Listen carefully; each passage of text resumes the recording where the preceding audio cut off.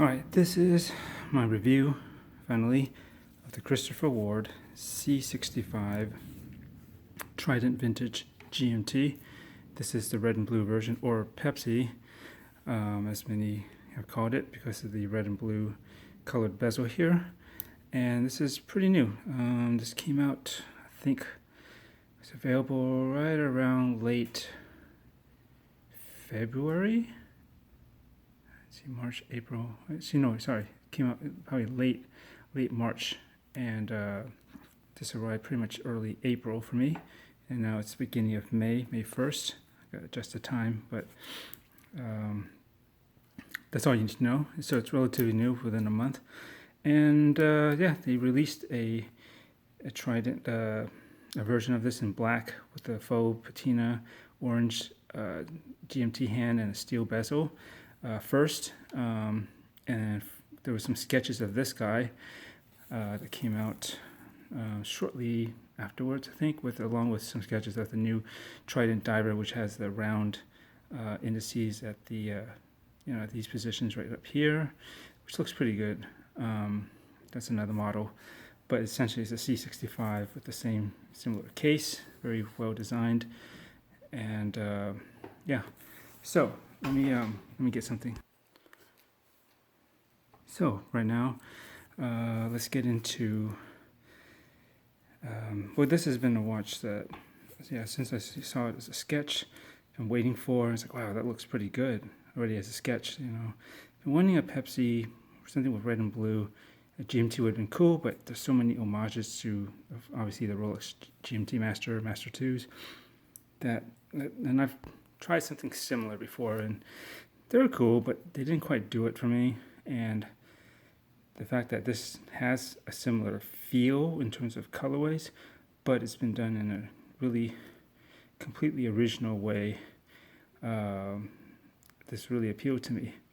And what I liked about it was, I'll quickly go over the case and the bezel, how thin it is, both from the top here, like how wide it is, as well as the height and the way it angles down. Great knurling. I like watches actually without crown guards. It just has a more vintage feel, and it kind of looks cleaner without this extra bulk of material coming around the crowns. And I like the box sapphire crystal, and so yeah, it's quite a nice watch. So when it finally came out, I debated for a while, but I finally decided I just had to try it, because I've been waiting quite a while for this, and this is something I had to experience. I did have a C65 Trident Vintage, which does not have a rotating bezel, and it was 38 millimeters, had faux patina with a date.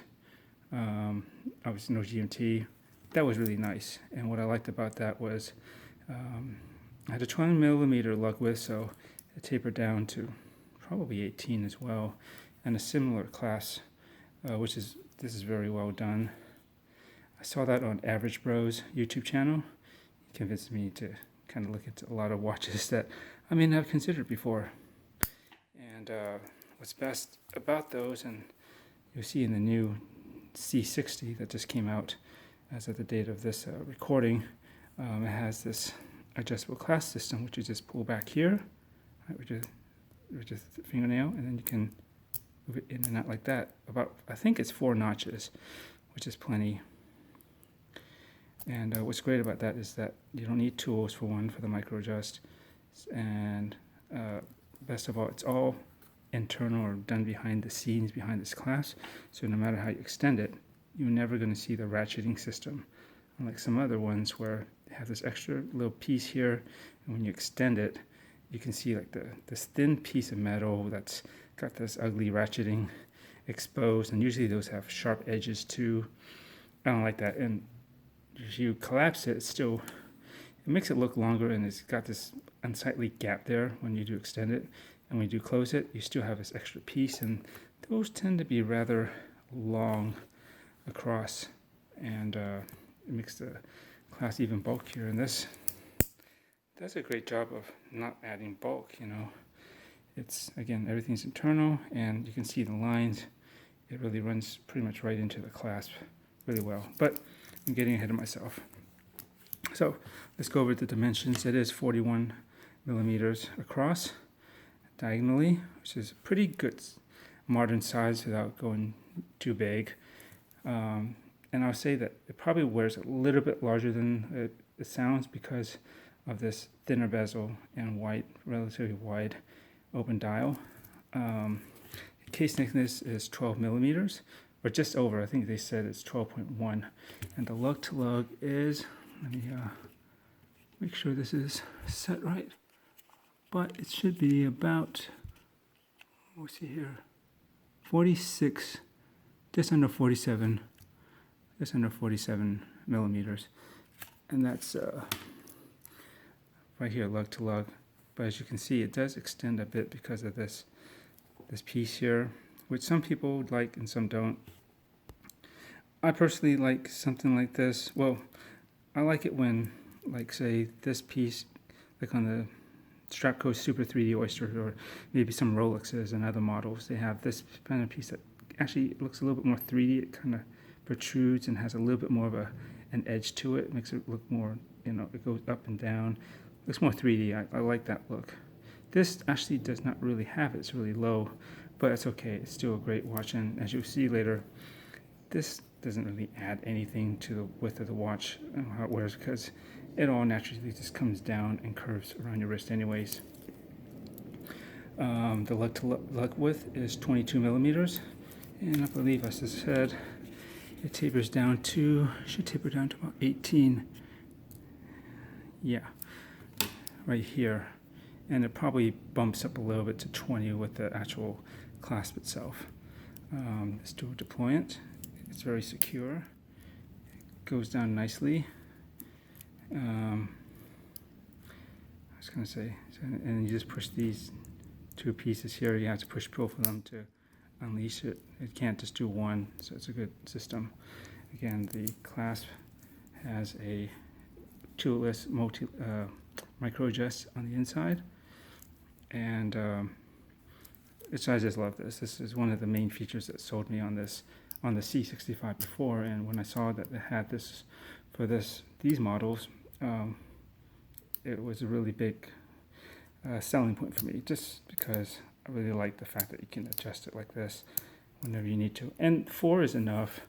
Again, with those other kinds that stick out on the outside, those are more for divers instead of really a micro adjustment. And so they're meant to fit over wetsuits, and they give you way too much adjustment, more than you'll ever need on a regular wrist. Right? You don't need to extend it an inch or something. Just a couple movements over should do the trick. Stainless steel. Inside is I believe, what do they have in here? It's a Sellita SW330 movement. I don't think it says in the back here. Yeah, but I'm pretty sure it's a Sellita SW330, which should be essentially the same as at a 2893-2. It's by Sellita. I think they usually have about 2 days, roughly 48 hours, maybe just short of that, possibly.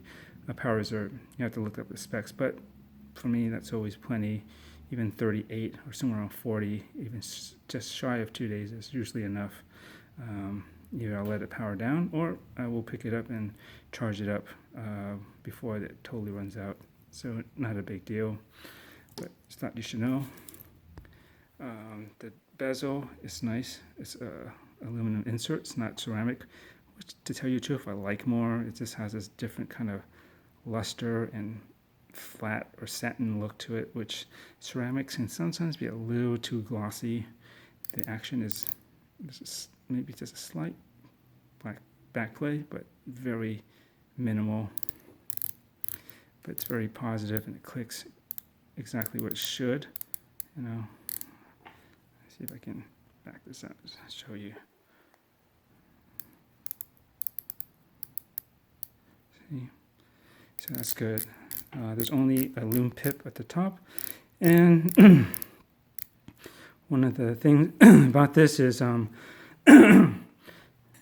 Some people may not like the fact that it's unidirectional for a GMT, but you have to remember this was a diver model first, and it's meant to be kind of used as a dive model, even though it's just 150 meters, which is probably deeper than most people would go.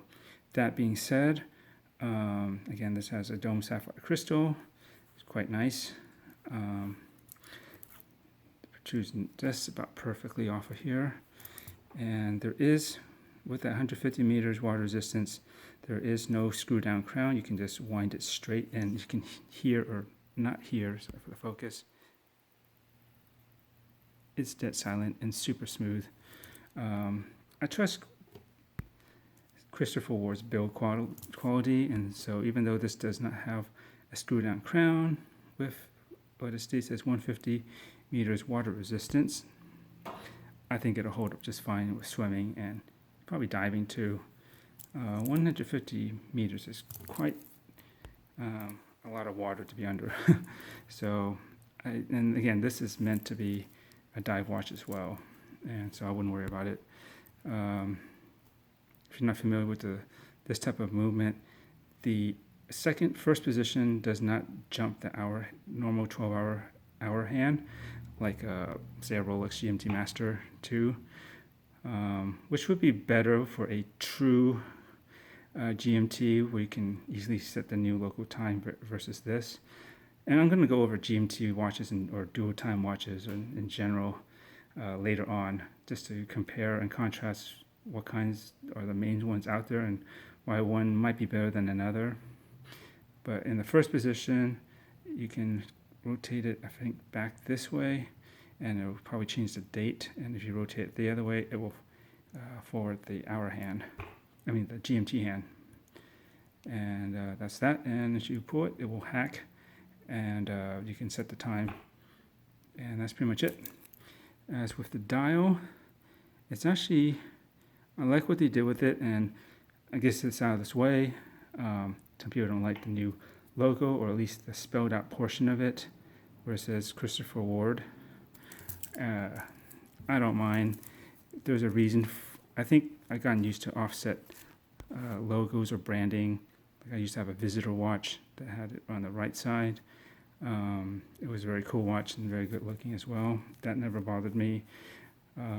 You can find some setups where on the chronometer or chronograph, so I usually say as 750. If I do 750, you have a top and bottom dial and maybe a sub dial over here as well. And the branding can only go usually right on the right side anyway, so no big deal.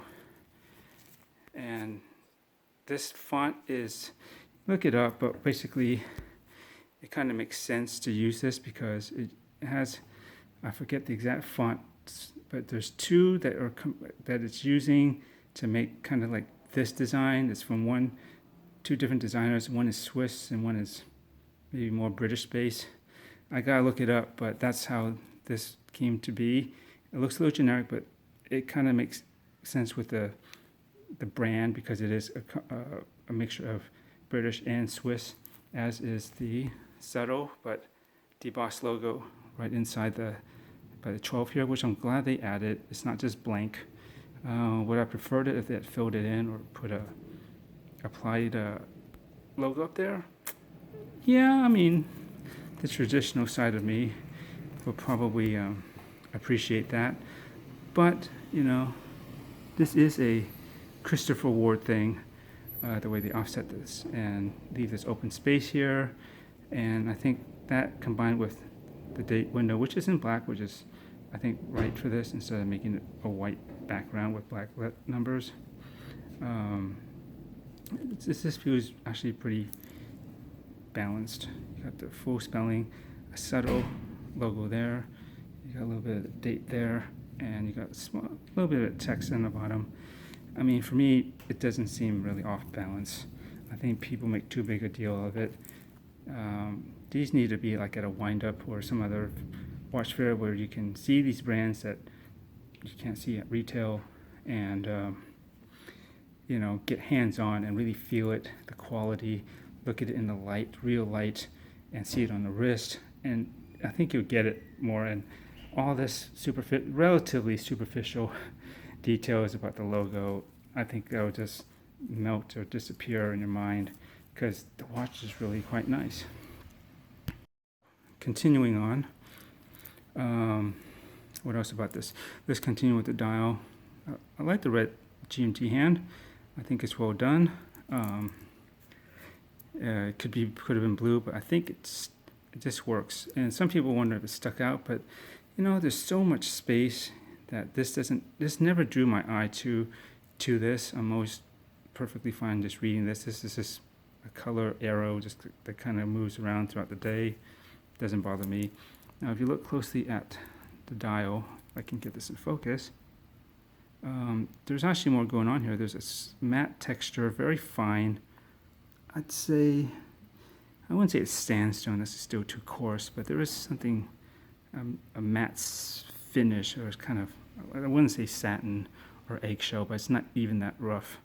But there is a very, very slight kind of graininess to it, to the matte black finish on that. And if you look, the indices are probably applied, or at least they get a pretty good illusion of that, because you know, you can focus in on there. But you see there's like a bit of a channel, so it looks like it's actually kind of inset, almost inset into the dial a bit. That's actually pretty nice and interesting. And you'll see that the date window too, right down here, if I can get, you can make it out. It is like stepped as well. So that's a nice little subtle detail. And if you look at the minute track or seconds track around the outside, I believe you can see there's a shadow, and it's actually raised a bit. It's not flush or flat with the main dial in the center. It's actually, I believe, a little bit higher. So there's actually a bit of layering, be it subtle, but it's there. And it's a nice detail rather than just a plain flat printed dial, which it could have easily been, but they didn't do that way.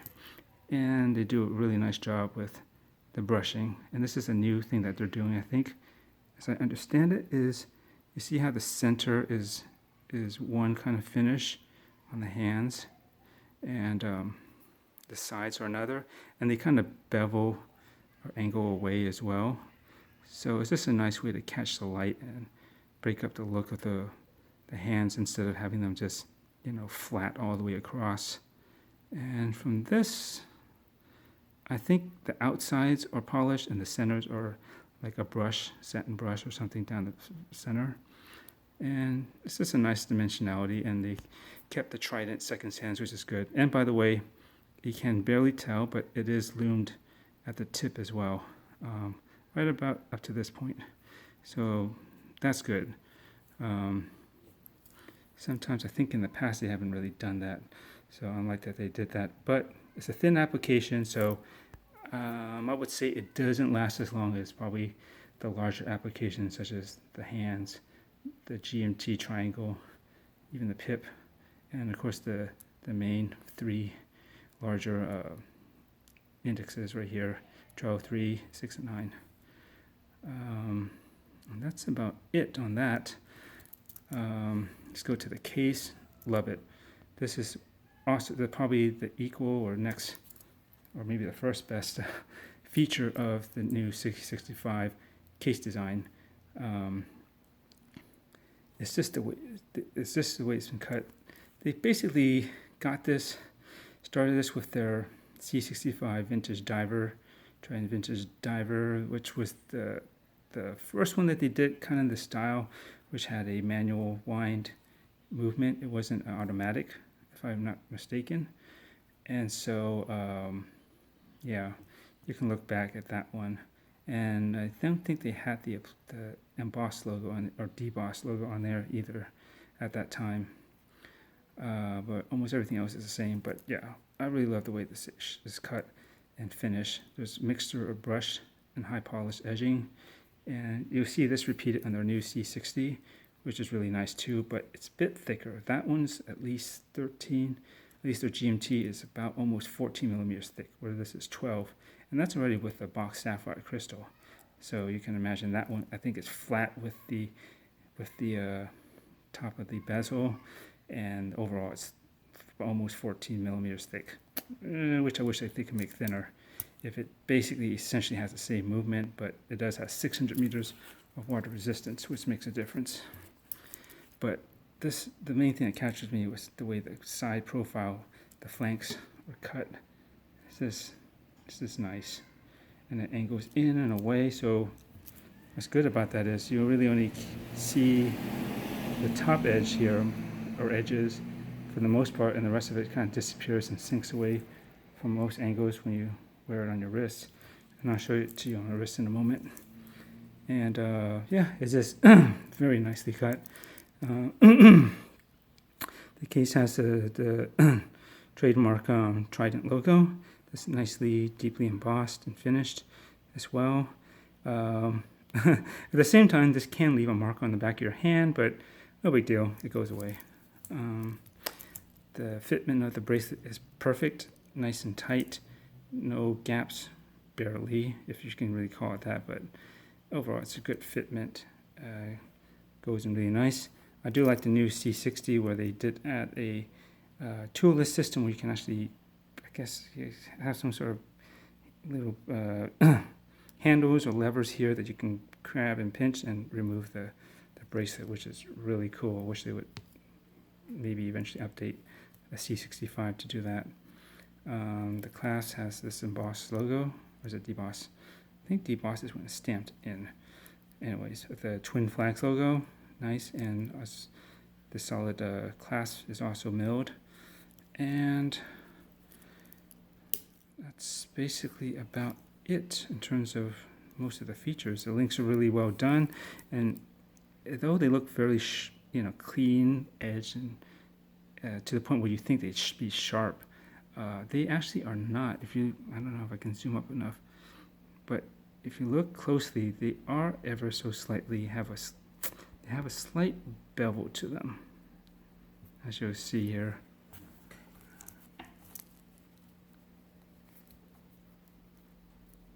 Some grime cut in there, but I'm not going to clean that out. I'm lazy.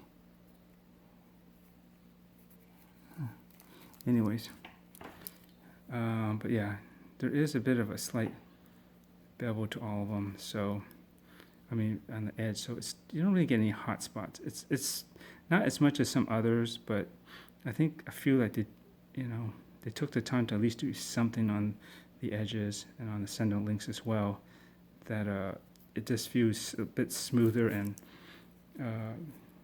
it's got an edge you can feel, but it's still more comfortable and softer to the touch than some other watches, bracelets that seem a little bit more coarse and very, very sharp. Perhaps this Uncle Seiko might be an example. It's not terrible, but I think this feels, it's that little bit still makes it more finished feeling. Darken the room just to do a Lume shot. And let's see if I can just adjust this so you can maybe make out the Lume a little bit better. It doesn't have the very newest Lume formula that the new C60 has, which is like X1 or something, which is supposed to be almost as good as Seiko Lume Bright, but I think just shy of that. Let me boost up the ISO. Hold on, let's try this again. I think in person you'd find that the Lume does stand out more than it probably can show up in this video, unfortunately. But you get an idea, I think, of the Lume. These will probably be the weakest because they're the thinnest, along with the second hand, but it does really read easier when in person than what I can show currently with this lighting setup. I apologize, but that's how it looks like. And it will, from my experience, fully charging it, say like midnight, it seems to hold up till early morning, like 6 a.m. by the time I need to get up, 6:30. Enough of it does.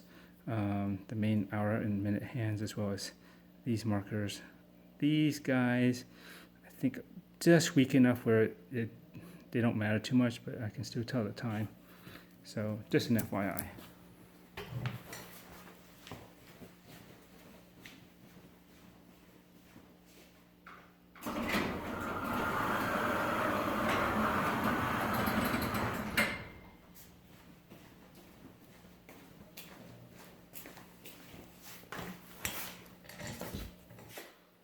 In conclusion,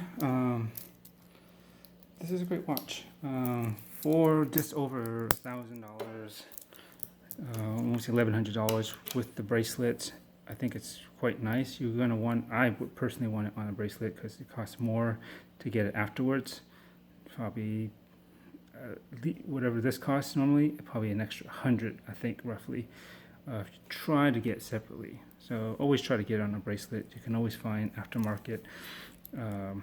You get a two-piece strap or something else later on, but a good fitted bracelet I always try to get with the watch if possible. Let me just show you this on my wrist real quick, and you'll see. See if I can back up a little bit. So here it is on my 6.875 inch wrist, and as you can see, it just hugs the wrist really nicely. Curves, easy to deploy and secure. This never really hits my wrist. And actually I have it on a tighter setting. I would have it a little bit looser and just a tad back, but here it is. And it sits pretty low to the wrist. It sinks in a little bit into it as well because of the way the case is designed in the back. And like I was saying, from most angles, because the way it's cut and at least half of it, the case here, kind of recedes in and down. You only catch the upper edge, so it actually looks even thinner in person. It's a very clean, very legible watch. Very modern size at 41. I'm trying to back it up for a little bit more perspective.